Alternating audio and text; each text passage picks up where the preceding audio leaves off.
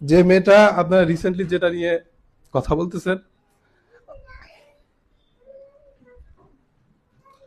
আমার একটা মেয়ে আছে 3 বছর বয়স।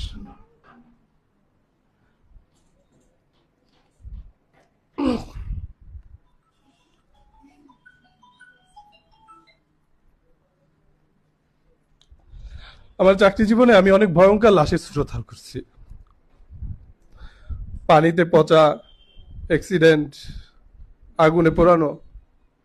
আমি ভয় পাই নাই, কিন্তু এই মেয়ের মুখটা আমি দেখতে পারি নাই।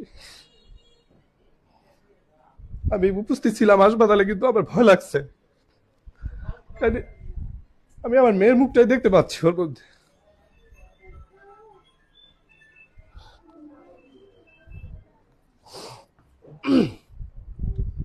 সর্বোচ্চ বিচার কোনো সমাধান না, এটা হেল্প করবে অপরাধ দমনে।